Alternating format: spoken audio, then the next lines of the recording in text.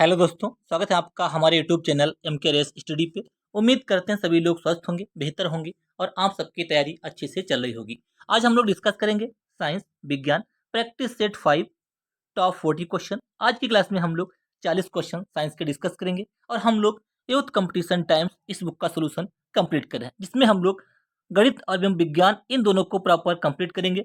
ये क्लास आपकी BPSC शिक्षक भर्ती 3.0 एंड 4.0 के लिए रामबाण साबित होगी। इसके अलावा आप कोई भी एग्जाम देंगे इसमें आपकी साइंस पूछी जाएगी, जैसे रेलवे आपका ALP technician, RPF constable, RRB, NTPC group D, कोई भी आप एग्जाम देंगे ये सभी के लिए साइंस इंपॉर्टेंट साबित होगी। तो शुरू करें दोस्तों आज की क्लास।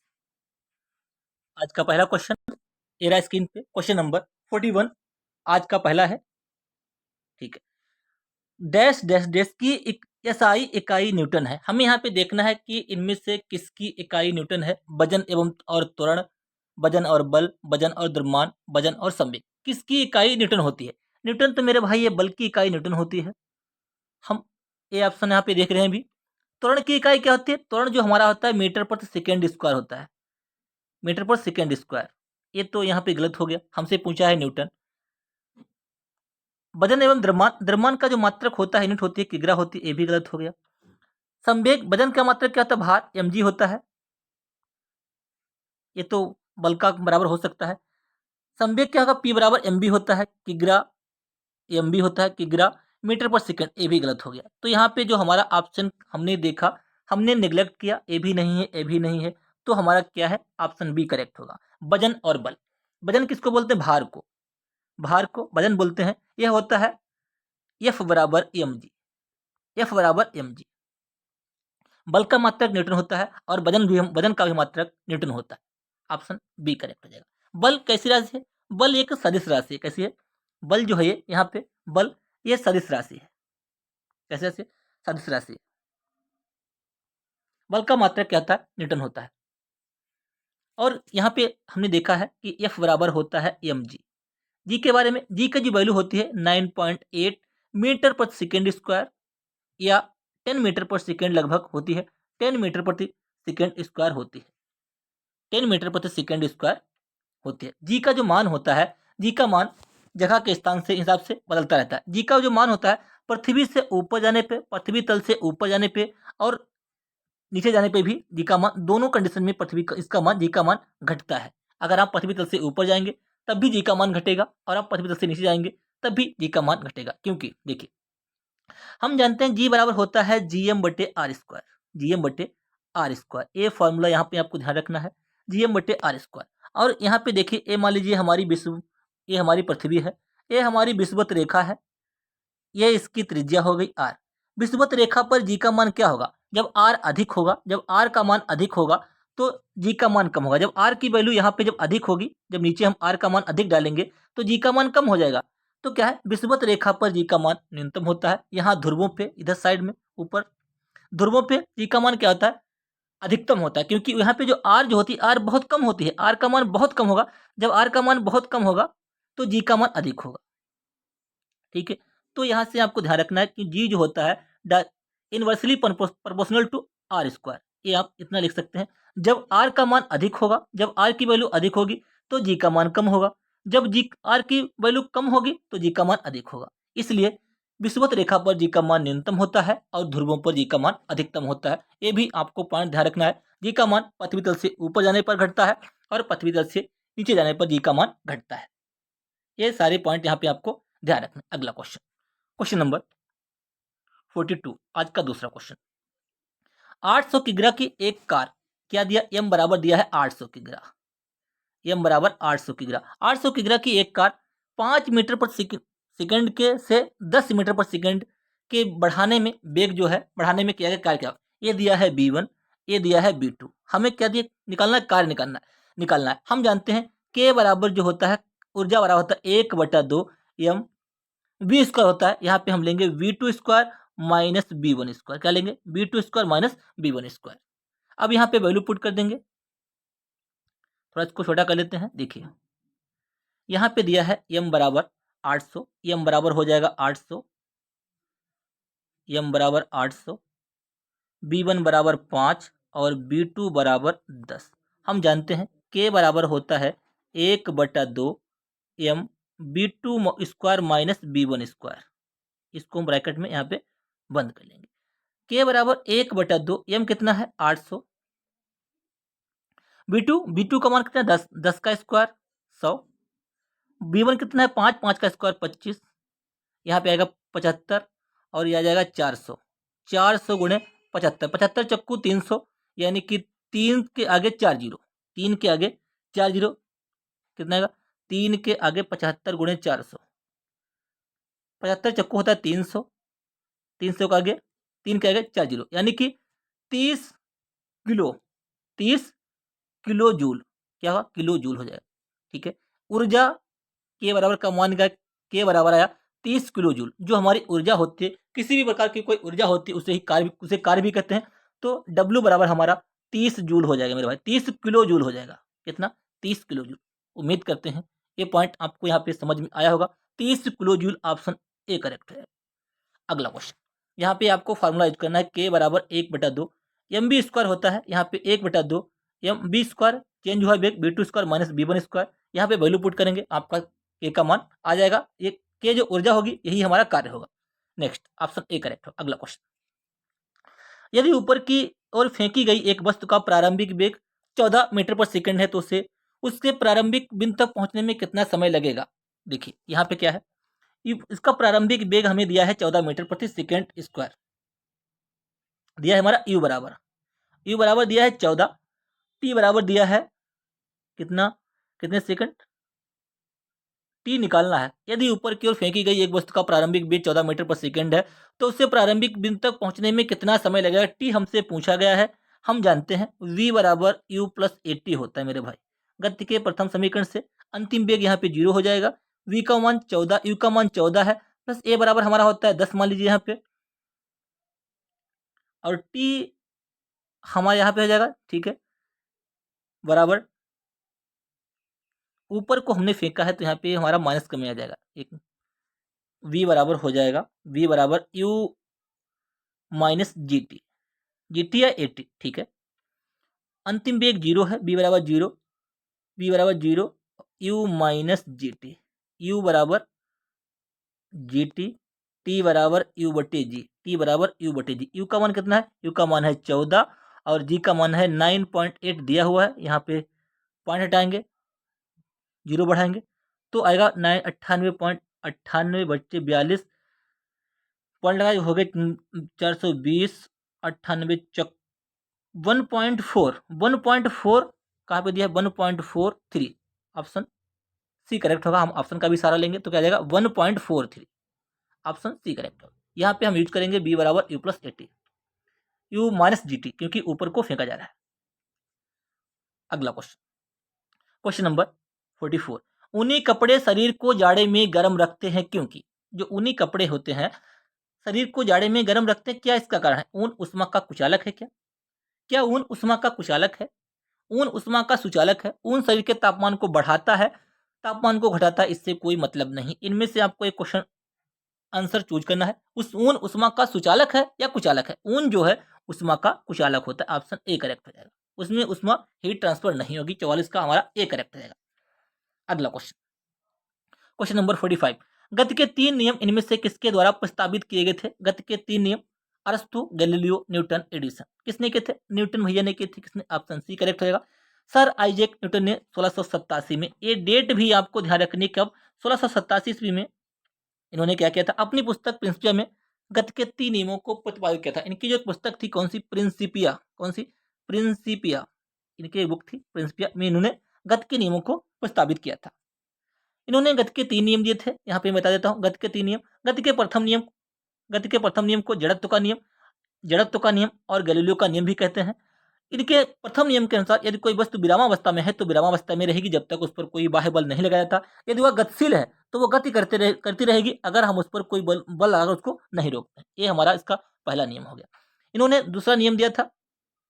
दूसरे नियम के अनुसार इन्होंने बताया था कि वस्तु में संवेग परिवर्तन की जो दर होती है, जो संवेग परिवर्तन की जो दर होती है वो हमारे संवेग परिवर्तन की दर बल के अनुक्रमानुपाती होती है। तो यहाँ से इन्होंने बल का व्यंजक मान निकाला था, एफ बराबर एम ए। ठीक है, एफ बराबर एम ए। गति का तीसरा नियम इन्होंने दिया था। गति का तीसरा नियम जो दिया था, इन्होंने दिया था क्रिया प्रतिक्रिया का नियम। थर्ड जो था वो क्रिया प्रतिक्रिया का नियम दिया था, क्रिया प्रतिक्रिया के नियम। यदि हम किसी वस्तु पर बल लगाते हैं तो वह वस्तु हम पर विपरीत दिशा में उतना ही बल लगाती है। ये है हमारा क्रिया प्रतिक्रिया का नियम। उम्मीद करते हैं तीनों पॉइंट आपको प्रॉपर समझ में आए होंगे। इनके एग्जाम्पल भी इंपॉर्टेंट होते हैं, आप उनको भी देख लीजिएगा। Question number 46, dash dash dash दाब द्वारा दाब प्रवणता बल के संतुलित होने पर भूस्थितिक प्रवाह की स्थिति बनती है। दाब प्रवणता बल के संतुलित होने पर भूस्थितिक प्रवाह की स्थिति बनती है। इनमें से कौन सा करेक्ट होगा? द्रवस्थितिक बल, भूस्थितिक, कोरियोलिसिस बल। ऑप्शन सी करेक्ट होगा। ऑप्शन सी, कोरियोलिसिस बल द्वारा दाब प्रवणता बल के संतुलित होने पर भूस्थितिक प्रवाह की स्थिति बनती है। ऑप्शन सी करेक्ट होगा।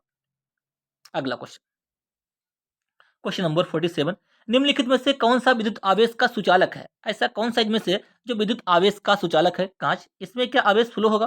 कागज, पानी। विद्युत आवेश का सुचालक है तांबा। ये हमारा होता है तांबा। जिन पदार्थों से होकर विद्युत आवेश सरलता से प्रवाहित होता है उन्हें हम चालक या सुचालक कहते हैं, कंडक्टर्स कहते हैं। जैसे चांदी हो गया आपका, चांदी, तांबा, एल्युमिनियम, ये सारे आपके हैं। जिन पदार्थों से विद्युत आवेश प्रवाह नहीं होता है उन्हें क्या कहते हैं? अचालक या कुचालक कहते हैं। नॉन कंडक्टर कहते हैं, जैसे लकड़ी आपका, रबड़ हो गया, कागज हो गया, इनसे क्या है?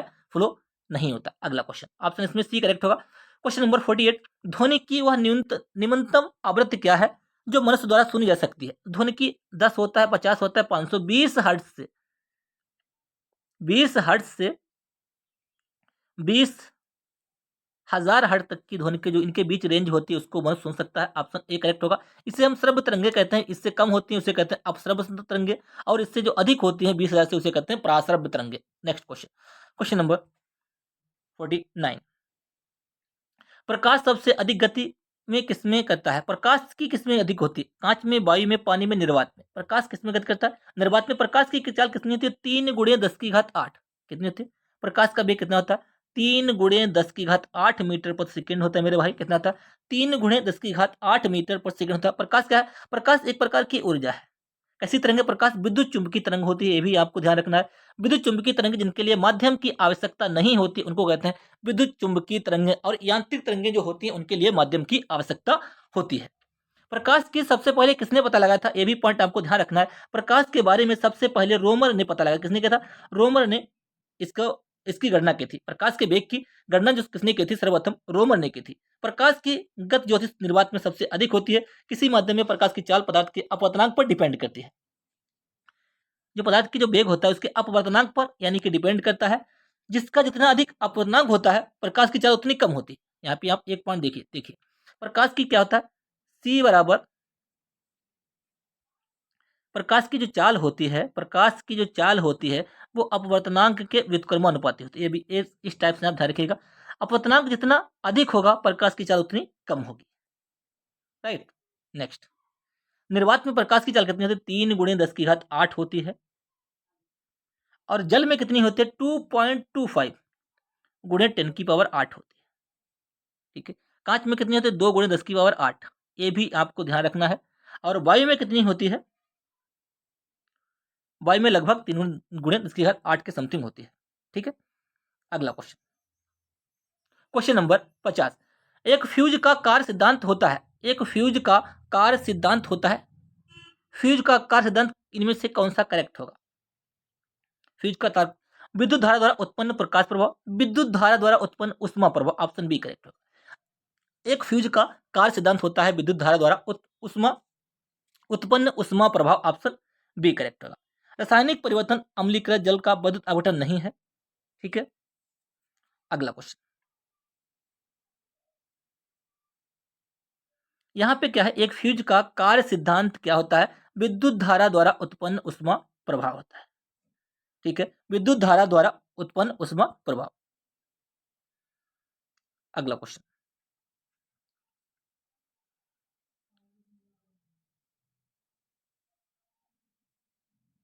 क्वेश्चन नंबर 51, इनमें से कौन सा रासायनिक परिवर्तन नहीं है? रासायनिक परिवर्तन वो परिवर्तन होते हैं जिनसे, यानी कि दूध से दही बनना। दूध से क्या है? सिंपल, दूध से दही बनना, यानी कि केवल एक डायरेक्शन में होते हैं, दोबारा से इसमें रिवर्स नहीं होते हैं, उसे कहते हैं रासायनिक परिवर्तन। यहाँ पे पूछा गया रासायनिक परिवर्तन नहीं है, यानी कि जो रिवर्स हो सकता है वो कौन सा है? ईंधन का जलना, दहन, यानी कि दोबारा से ईंधन नहीं बन सकता, ये तो भैया रासायनिक परिवर्तन है। कैसा है? रासायनिक है। अम्लीय जल का विद्युत अपघटन, आखिर लोहे में जंग लगना, लोहे में जंग लगने के बाद क्या हम इसको वापस ला सकते हैं? ये भी भैया रासायनिक परिवर्तन है। प्लेटिनम तार का जलना, कोई चीज जलना, ये भी भैया रासायनिक परिवर्तन है। अम्लीकृत जल का वैद्युत अपघटन, ऑप्शन बी करेक्ट होगा। ये भैया भौतिक परिवर्तन। कैसा? ये भौतिक परिवर्तन है। 51 का हमारा बी करेक्ट होगा। अगला क्वेश्चन, क्वेश्चन नंबर 52, समुद्र के पानी के अलवणीकरण, समुद्र के पानी के अलवणीकरण के लिए इस्तेमाल की जाने वाली तकनीकों में से क्या है? निस्पंदन है, आसवन है, संघनन है, वाष्पीकरण। समुद्र का जो पानी होता है उसको अलवणीकरण किसके द्वारा किया जाता है? आसवन के द्वारा। ऑप्शन बी करेक्ट होगा। समुद्र के पानी के अलवणीकरण के लिए इस्तेमाल की जाने वाली तकनीक आसवन है। आसवन क्या होता है? यह आसवन पृथक्करण की एक विधि है, अलग करने की एक विधि होती है।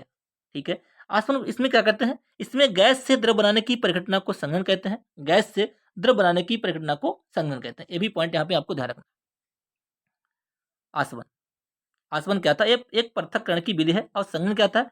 गैस से हम जब द्रव बनाते हैं तो उसे हम संघनन कहते हैं। द्रव से जब गैस होती है तो उसे कहते हैं वाष्पीकरण। अगला क्वेश्चन, 27 डिग्री सेंटीग्रेड तापमान पर स्थित एक आदर्श गैस को स्थिर दाब पर तब तक गर्म किया जाता है जब तक कि इस गैस का आयतन 2 गुना ना हो जाए। यहाँ पे क्या हो जाए? इसमें आपका एग्जाम क्वेश्चन है, न्यूमेरिकल है, तो क्या है? 27 डिग्री सेंटीग्रेड T1 बराबर 27 डिग्री सेंटीग्रेड। देखिए T1 कितना दिया है? T1 दिया है, T1 बराबर 27 डिग्री सेंटीग्रेड। इसको हम जब केल्विन में कन्वर्ट करेंगे 273 ऐड कर देंगे, आ जाएगा हमारा 300 केल्विन। कितना आएगा? 300 केल्विन। ठीक है। T2 हमसे पूछा है 27 डिग्री सेंटीग्रेड तापमान पर स्थित एक आदर्श गैस को स्थिर दाब पर तब तक गर्म किया था जब तक कि इस गैस का आयतन 2 गुना ना हो जाए। B1 बराबर B, B2 बराबर 2B, दोगुना के लिए। और टी ताप हमसे पूछा है तो T2 हमसे पूछा है। हम जानते हैं B अनुक्रमानुपाती T होता है मेरा भाई। क्या होता है? B अनुक्रमानुपाती T, यानी कि B1 अपॉन T1 बराबर B2 अपॉन T2 होता है। क्या था? B2 अपॉन T2 होता है। इस वैल्यू में हम मान पुट कर देंगे, आपका आंसर आ जाएगा। देखिए क्या यहाँ पे करते हैं छोटा सा। देखिए B1 कितना है? B1 बराबर B, B2 बराबर 2B, बराबर T1 300 और T2 हमसे पूछा है BB कैंसिल, T2 बराबर 600। कितना का? T2 बराबर आ गया 600 degree centigrade. Option C correct हो जाएगा। ऑप्शन डी करेक्ट हो जाएगा। T2 बराबर 600 degree centigrade, option D. T2 बराबर आ गया हमारा 600। सॉरी यहाँ पे हमने गलती कर दी। क्या गलती कर दी? देखिए हमारा जो आया था T2 बराबर 600, हमने केल्विन में कन्वर्ट किया था, 600 केल्विन आया है, ना कि डिग्री सेंटीग्रेड। जल्दी नहीं करनी है, ऑप्शन में गलती हो सकती है। अब क्या करना है? हमें निकालना है डिग्री सेंटीग्रेड में। तो हम यहाँ इसमें से 373 घटाएंगे, 373 घटाएंगे। 10 में से 3 गए 7, 9 में से 7 गए 2, 5 से 3 गए 2, 5, 6 में से 3 गए 2। 1 मिनट, 600, 273 हटाएंगे, सॉरी कितना हटाएंगे? 273। कितना आया? फार्मूला आपको यहाँ पे लगाना है V1 अपॉन B2 बराबर T1 अपॉन T2। B1 बराबर B है, 2B बराबर 2 गुना हो जाए, टेम्परेचर दिया 27 और 300 हो जाएगा। T2 हो जाएगा हमारा ये BB कैंसिल, T2 बराबर 600 केल्विन। T2 बराबर आया हमारा, T2 बराबर आएगा 600 केल्विन। अब हमें निकालना है डिग्री सेंटीग्रेड में। 273 माइनस करेंगे, 10 में से 3 गए 7, 9 में 7 गए 2, 5 में 2 गए 3, 327। कितना आएगा? 327 degree centigrade. Option C correct होगा। ये भी आपको ध्यान रखना है। अगला क्वेश्चन, क्वेश्चन नंबर 54, निम्न धातुओं की अभिक्रियाशीलता के अनुसार अवरोही क्रम में व्यवस्थित कीजिए। निम्न धातुओं की अभिक्रियाशीलता के अनुसार अवरोही क्रम में व्यवस्थित कीजिए। देखिए सबसे पहले किसका होता है? के की होती है, फिर Na होता है, KNa होता है, फिर Zn होता है। बिल्कुल यहाँ तक सीरियल में सही दिया हुआ, KNa Zn। फिर क्या था? फिर होता है कापर, यानी कि ए वाला गलत हो गया, ए वाला गलत हो गया। CKNaZn, CZnFe होता है, Cu होता है। ठीक है। Cu के बाद में क्या आएगा? फिर यहाँ पे फिर हमारा आएगा Hg, फिर आएगा Hg, फिर आएगा Ag, फिर लास्ट में आएगा Ag, फिर आएगा PT, Ag, Au, PT। ठीक है। तो क्या होगा? KNaZnCu Ag।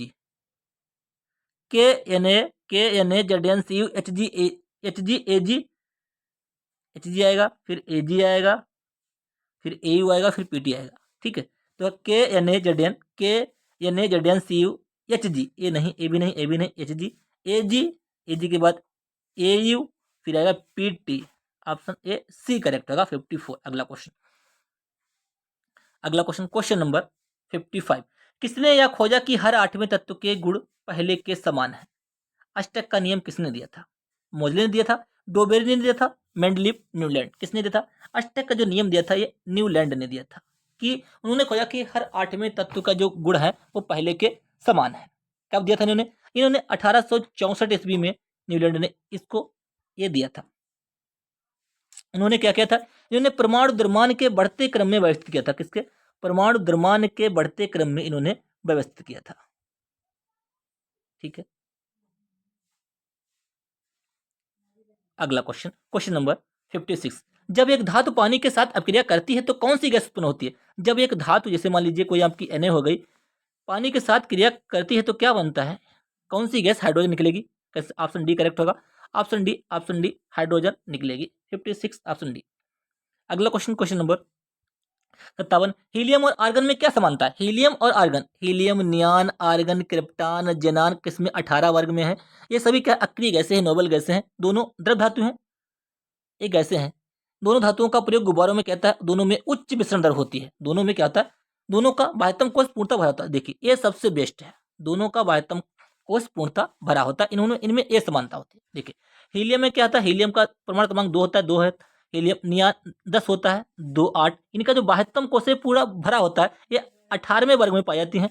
तो क्या है, इसलिए जो है ये अक्रिय गैसें, ये किसी से क्रिया नहीं करती हैं। अक्रिय गैसें, इनको निष्क्रिय गैसें, इनको इनर्ट गैसें, इनको नोबेल गैसें भी बोला जाता है। ऑप्शन इसमें हमारा डी करेक्ट हो जाएगा। उम्मीद करते हैं क्लास आपको पसंद आ रही होगी। क्लास को लाइक कीजिए, शेयर कीजिए। यदि आप चैनल पे पहली बार आए तो बेल आइकन दबा लीजिए, जिससे कि मैं जो वीडियो अपलोड करूँ आपको प्रॉपर नोटिफिकेशन मिलता रहे। मैं बहुत ही कम समय में अधिक से अधिक कंटेंट आपको प्रोवाइड करने की कोशिश करूंगा। अगला क्वेश्चन नंबर 58। सोडियम एक अभिक्रियाशील धातु है। क्या है? सोडियम क्या है? एक बहुत ही अभिक्रियाशील धातु है। इसे क्या है, खुले में नहीं रखते, इसे केरोसिन ऑयल में रखते हैं। इसमें रखते हैं केरोसिन ऑयल में। सोडियम एक अभिक्रियाशील धातु है जो खुले में रखे जाने पर के साथ अभिक्रिया करके विस्फोट के साथ आग पकड़ लेती है। इसको क्या करते हैं? इसको हम खुले में नहीं रखते क्योंकि ये बहुत अभिक्रियाशील धातु होती है। ठीक है, ये विस्फोट कर लेती है। इसे सोचे रखने, आग को रोकने के लिए इसमें केरोसिन जो होता है, इसे केरोसिन में डुबो कर रखते हैं। केरोसिन तेल में इसको हम डुबो कर रखते हैं। तो यहाँ पे देखेंगे क्या है, सोडियम एक अभिक्रियाशील धातु है जो खुले में रखे जाने पर के साथ अभिक्रिया करके विस्फोट के साथ आग पकड़ लेती है। किसके? ऑक्सीजन के साथ, हाइड्रोजन के साथ। अभी हमने देखा सोडियम क्रिया कराई थी नाइट्रोजन के साथ और फास्फोरस के साथ। किसके साथ? एक ऑक्सीजन के साथ। सोडियम एक अभिक्रियाशील धातु है जो खुले में रखे जाने पर ऑक्सीजन के साथ अभिक्रिया करके विस्फोट के साथ आग पकड़ लेती है। ऑप्शन हमारा यहाँ पे ए करेक्ट हो जाएगा। जैसे कि 2Na plus O2, 2Na plus O2 Na2O, 2Na plus O2, Na2O, यहाँ पे हमारा बन जाएगा। अगला क्वेश्चन नंबर 59। ब्लीचिंग पाउडर का उपयोग किसके लिए नहीं होता है? ब्लीचिंग पाउडर, सबसे पहले आपको ब्लीचिंग पाउडर का फार्मूला मालूम होना चाहिए। CaOCl2 ब्लीचिंग पाउडर का फार्मूला होता है calcium oxide chloride, calcium oxychloride, इसे बोलते हैं कैल्शियम हाइपोक्लोराइड भी बोलते हैं इसको, कैल्शियम हाइपोक्लोराइड भी इसको कहा जाता है। ब्लीचिंग पाउडर का उपयोग किसके लिए नहीं होता है? रसायनों के ऑक्सीकरण, बेड बनाने, कपास की ब्लीचिंग। पानी को कीटाणु रहित करने में होता है कि नहीं होता है? इसके लिए इसका होता है कि नहीं होता है? पानी को कीटाणु रहित करने में ब्लीचिंग पाउडर का उपयोग नहीं होता है। ब्लीचिंग पाउडर का जो नाम है, क्या नाम है?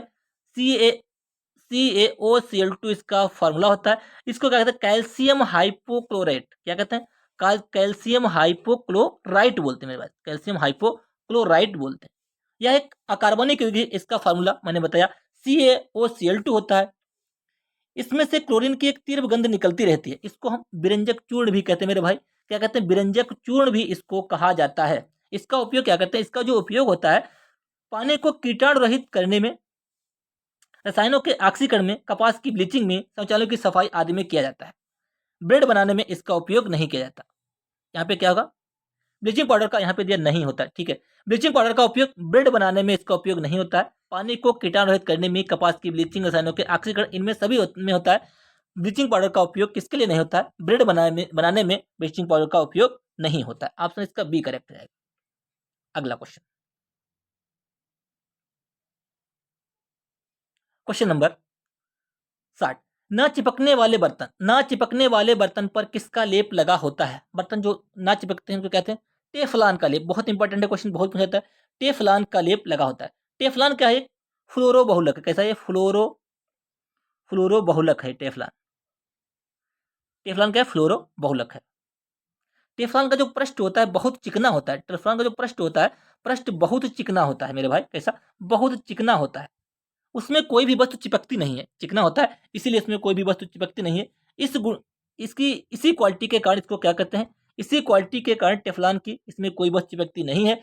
ना चिपकने वाली टेफलॉन पर इसका लेप लगाया जाता है कुकिंग बर्तनों में। जो हमारे बर्तन जो पकाने जाने वाले बर्तन होते हैं कुकिंग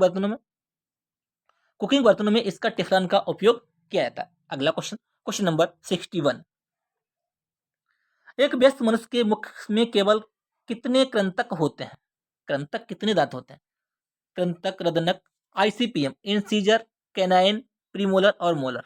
21-23 यहाँ पे आपको फॉर्मूला याद ध्यान रखना है। 21-23 अपॉन 21-23, ये ऊपर जबड़ा है, ये नीचे का जबड़ा है। इसको हम 2 से मल्टीप्लाई कर देंगे तो कितने दांत होंगे? 2 दूनी 4 ऊपर 4 नीचे, यानी कि 8 दांत इंसीजर होते हैं। इसी टाइप से हमको निकालना है। 2 कैनाइन और 2 नीचे, 2 दो 4 हमारे कैनाइन होते हैं। प्रीमोलर 4 4 8 हमारे प्रीमोलर होते हैं। और मोलर कितने होते हैं? 3 3 6 6 6 12 होते हैं हमारे मोलर। ये यहाँ पे आपको ध्यान रखना है। तो हमसे कितने पूछे? कृंतक। कृंतक कौन सा होगा हमारा? Incisor, canine. कृंतक, रदनक। कृंतक हिंदी में इंसीजर को कहते हैं। किसको कहते हैं? इंसीजर को। कितने होंगे? 21-23, 21-23, ये होते हैं कृंतक, ये होते हैं रदनक, इंसीजर, ये होते हैं अग्रचवर्णक, ये होते हैं चवर्णक। आईसीपीएम, इंसीजर, कैनाइन, प्रीमोलर और मोलर।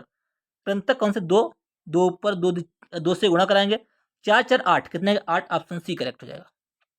इसी टाइप से आपको किसी से पूछे, अगर आपसे पूछे इंसीजर कितने होते हैं, अगर आपसे कैनाइन कितने होते हैं, प्रीमोलर, मोलर, हिंदी में कृंतक, रदनक, अग्रचवर्णक और चवर्णक। 21-23 ऊपर का जबड़ा है, ये नीचे का 21-23 2 से गुणा कर देंगे। 2 से ऊपर भी कराएंगे, 2 से नीचे भी कराएंगे। जिसका पूछना है उसमें से गुणा कराना है और उनको ऐड कर देना है। उम्मीद करते हैं यहाँ पे आपको पॉइंट समझ में आ गया होगा। ऑप्शन सी करेक्ट होगा। 8 इसमें करेक्ट हो जाएगा। एक व्यस्त मनुष्य के मुख में केवल कृंतक होते हैं, 8 होते हैं। उम्मीद करते हैं ये सारे पॉइंट यहाँ पे आपको समझ में आ गए होंगे। जैसे मैंने आपको समझाया 21-23 मल्टीप्लाई 2। ठीक है। अगला question, question number 62, question number 62। छोटी आंत की आंतरिक सतह पर हजारों अंगुली नुमा आकृतियां निकली हुई होती हैं, उन्हें हम क्या कहते हैं? उन्हें हम लम्स कहते हैं, ब्रोंकाई कहते हैं, मेयोमस कहते हैं, या उनको हम विलाई कहते हैं? उनको क्या कहते हैं? उनको मेरे भाई विलाई कहा जाता है। क्या कहते हैं? विलाई। जो छोटी आंत की आंतरिक सतह पर हजारों अंगुली नुमा आकृतियां निकली हुई होती हैं, उन्हें क्या कहते हैं? उन्हें हम विलाई कहते हैं। क्या कहते हैं? उनको हम विलाई कहते हैं, या उन्हें रसांकुर कहते हैं। क्या कहते हैं? रसांकुर। हिंदी में कहेंगे रसांकुर कहते हैं। जिसका कार्य पचे हुए भोजन से पोषक तत्व, जैसे ग्लूकोज हो गया, हमारा एमिनो अम्ल हो गया, वसा, विटामिन, उनको क्या करना? अवशोषित करना होता है तथा अवशोषण के पश्चात भोजन को बड़ी आंत में भेज देते हैं। इनका कार्य क्या होता है? जो हमारा उनका जो भी पोषक तत्व होते हैं उनको अवशोषित करते हैं और उसको बड़ी आंत में भेज देते हैं। Next question, question number 63। Carbohydrates, protein और वसा का पूर्ण पाचन कहाँ होता है? कार्बोहाइड्रेट्स, प्रोटीन और वसा का पूर्ण आचरण एक ही जगह होता है। वो कौन सा करेक्ट होगा भैया? छोटी आंत। इसमें इसका नाम है छोटी आंत, लेकिन ये काम अच्छे से अच्छे करता है। इसमें पूर्ण पाचन अगर कहाँ पे होता है? छोटी आंत में होता है। पूर्ण पाचन कहाँ पे? छोटी आंत में पूर्ण पाचन होता है। अगला क्वेश्चन, क्वेश्चन नंबर 64। मनुष्यों में सामान्य प्रकुंचन सिस्टोलिक और डायस्टोलिक अनुशीतलन दाब क्रमशः होता है। सिस्टोल, कुंचन, प्रकुंचन, अनुशीतलन कितना था? 120 और 80। कितना था? 120 और 80। ऑप्शन डी करेक्ट है। कितना? Option D. प्रकुंचन होगा, सिस्टोल होगा तो कितना होगा? 120 होगा। सिस्टोलिक प्रकुंचन होगा 120, जब डायस्टोल जब फैलेगा तब 80 होगा। ऑप्शन डी करेक्ट रहेगा। अगला क्वेश्चन, क्वेश्चन नंबर 65। मानव रक्त का सामान्य प्रकुंचन दाब होता है। मानव रक्त कैसा ऊतक है? रक्त कैसा है? रक्त है जो तरल संयोजी ऊतक है। तरल संयोजी ऊतक है। लिक्विड कनेक्टिंग टिश्यू कैसा है? रक्त है। रक्त का पीएच मान कितना होता है? 7.4 होता है मेरे भाई, ये भी आपको ध्यान रखना। रक्त का पीएच मान कितना होता है? 7.4 होता है। मानव रक्त का सामान्य प्रोकंजन दाब कितना होता है? अभी सिस्टोलिक मैंने बताया, सिस्टोलिक पे कितना होगा? सिस्टोलिक पे कम होता है और डायस्टोलिक पे कम होता है और सिस्टोलिक पर अधिक होता है, यानी कि 120।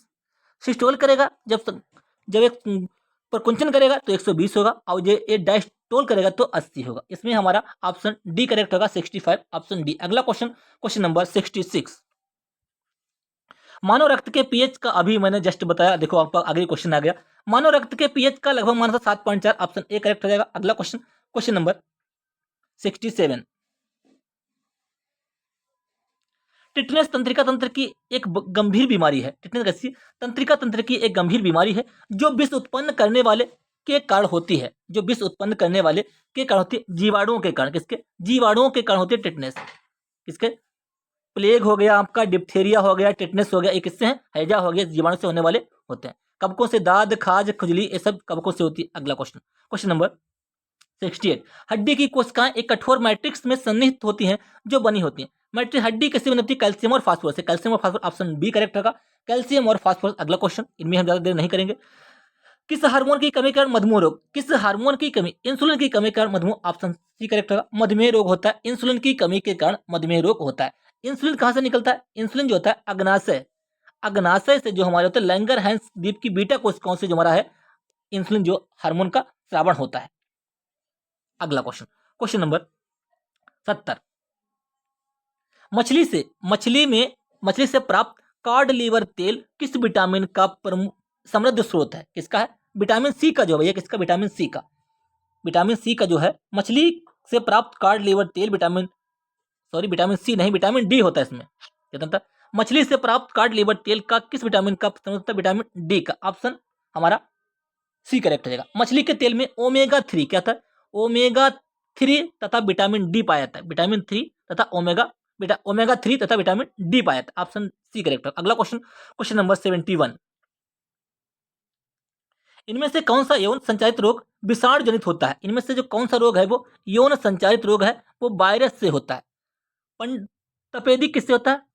बैक्टीरिया से होता है मेरे भाई, जीवाणु से होता है। सिफिलिस, मस्सा, सूजक, इनमें से 3 में से देखना है कि आपको कौन सा होगा। ऑप्शन ए करेक्ट होगा। मस्सा जो है यौन संचारित रोग वायरस से होता है। या काले रंग का उभरा हुआ हम देखते हैं कि जो हमारे चेहरे पे कहीं पे या शरीर पे काले काले धब्बे हो जाते हैं छोटे छोटे छोटे, उनको हम मस्सा बोलते हैं। ऑप्शन इसमें ये वायरस के द्वारा होता है, यौन संचारित रोग है। ऑप्शन ए करेक्ट होगा। अगला क्वेश्चन, क्वेश्चन नंबर 72। एंजियोप्लास्टी से किस रोग का उपचार किया जाता है? एंजियोप्लास्टी से किस रोग का उपचार किया जाता है? एंजियोप्लास्टी जो होता है वो हृदय रोग का उपचार किया जाता है। एंजियोप्लास्टी में एक बैलून कैथेटर की सहायता से धमनियों को खोलकर हृदय में सामान्य रक्त प्रवाह बहाल किया जाता है। धमनियों को खोल के इसमें रक्त का फ्लो बहाल किया जाता है। अगला क्वेश्चन, क्वेश्चन नंबर 73। विज्ञान की एक शाखा जो जीवन या पृथ्वी से परे मौजूद जीवन की संभावनाओं से संबंधित है, उसको क्या कहा जाता है? उसको क्या कहते हैं? एंटोमोलॉजी, माइकोलॉजी, जीवाश्म विज्ञान या एक्सोबायोलॉजी, इनमें से कौन सा करेक्ट हो जाएगा? उसको कहते हैं मेरे भाई एक्सोबायोलॉजी। क्या कहते हैं? एक्सोबायोलॉजी। एक्सोबायोलॉजी क्या है? ये विज्ञान की वह शाखा है जो जीवन या पृथ्वी से परे मौजूद जीवन की संभावनाओं से संबंधित है। एंटोमोलॉजी क्या होता है? एंटोमोलॉजी ये कीटों का अध्ययन होता है मेरे भाई। ये किसका? कीटों का अध्ययन। और माइकोलॉजी ये किसका? कवकों का अध्ययन होता है। और पेंटियोलॉजी जीवाश्म विज्ञान को होता है। ये पेंटियोलॉजी क्या था? जीवाश्म विज्ञान के पैलेंटियोलॉजी। ठीक है। अगला क्वेश्चन, क्वेश्चन नंबर 74। मेंडल ने अपने प्रयोग के लिए किस पौधे का प्रयोग किया था? मेंडल ने भैया मटर का प्रयोग किया था। ऑप्शन ए करेक्ट होगा। मेंडल ने किसका? मटर का प्रयोग किया था।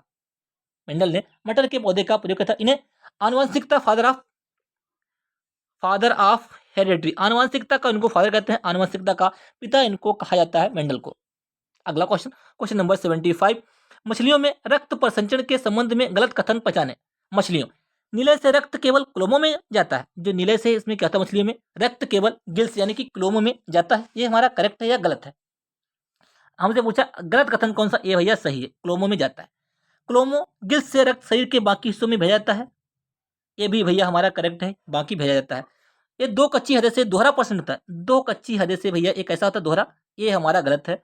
शरीर से रक्त आलिंद में प्रवेश करता है, ये भी सही है। यहाँ पे हमारा जो करेक्ट होगा ये ऑप्शन सी इसमें जो है गलत दिया हुआ है। इसमें केवल एक आलिंद और एक निलय होता है, ठीक है। इसमें क्या था, जो शरीर से वापस आ गया और वर्टिकल से गलफड़ों को पंप करता है। इसमें हमारा क्या होगा, ये सी करेक्ट रहेगा।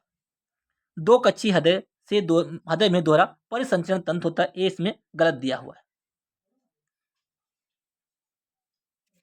इसमें कैसा एकल कैसा एकल होता है, एकल पर्सन यानी कि सिंगल परिसंचरण तंत्र होता है। अगला क्वेश्चन नंबर 76, पक्सिनिया ग्रेमिनिक्स कवक से होता है। पक्सिनिया ग्रेमिनिक्स क्या, ये कवक है। इससे क्या होता है, इससे क्या होता है, गन्ने में लाल सड़न, मनुष्य में दांत, आलू में लिट ब्लाइस्ट, गेहूं में ब्लैक रस्ट। गेहूं में जो ब्लैक रस्ट होता है वो पक्सिनिया ग्रेमिनिक्स के द्वारा होता है।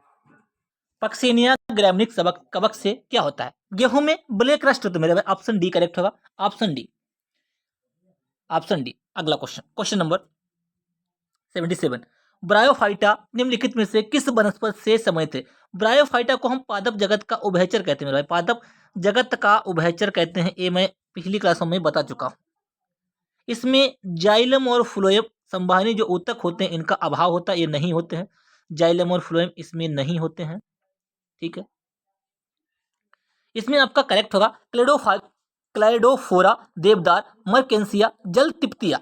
इनमें से कौन सा वनस्पति से ब्रायोफाइटा से संबंधित है, कौन सा, मर्केंसिया। मर्केंसिया क्या है, ये ब्रायोफाइटा से, मर्केंसिया हो गया आपका, मास हो गया, मास, रिक्सिया, मर्केंसिया रिक्सिया, ये क्या है, ब्रायोफाइटा के अंतर्गत आने वाले पौधे हैं। अगला क्वेश्चन नंबर 78, एम्बिल्का, नाम थोड़े हार्ड दिए हुए हैं इसमें भैया, एम्बिल्का ऑफिसिनेलिस, एम्बिलिका ऑफिसिनेलिस, जिसका भारतीय स्थानीय नाम है, का उपयोग च्यवनप्राश के निर्माण में किया जाता है। इनमें से आंवला, अफीम, महुआ, नीम, इनमें से क्या करेक्ट होगा, ये किसका नाम है, ये रासायनिक नाम दिया हुआ है और इसमें आपको देखना है कि इनमें से कौन सा करेक्ट होगा। ये भैया आंवला का रासायनिक नाम क्या है, आंवला का, एम्बिल्का दिखा लिखा है आंवला, एम्बिल्क लिखा हुआ आंवला, एम्बिल्का ऑफिसिनेलिस, इसका नाम है आंवला का, बस आपको इतना ध्यान रखना है। नेक्स्ट,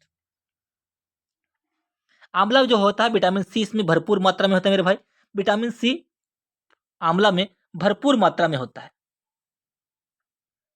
अगला क्वेश्चन नंबर 79, आज का सेकंड लास्ट क्वेश्चन, पादप वहन तंत्र प्लांट ट्रांसपोर्ट सिस्टम द्वारा पत्तियों और जड़ों से किन उत्पादों का परिवहन किया जाता है।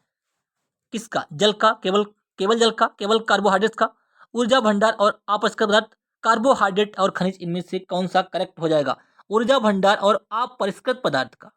पादप वहन तंत्र प्लांट ट्रांसपोर्ट सिस्टम द्वारा पत्तियों और जड़ों से किन उत्पादों का परिवहन किया जाता है, ऊर्जा भंडार और अपरिष्कृत पदार्थ।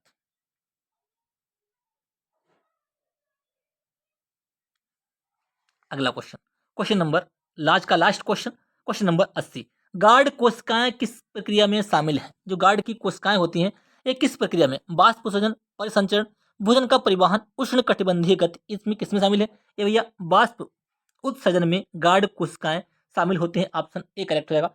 उम्मीद करते हैं क्लास आपको पसंद आई होगी। क्लास को लाइक कीजिए, शेयर कीजिए, यदि आप चैनल पे पहली बार आए तो बेल आइकन दबा लीजिए, जिससे कि मैं जो वीडियो अपलोड करूं आपको प्रॉपर नोटिफिकेशन मिलता रहे और आप हमें सपोर्ट करते रहिए। धन्यवाद।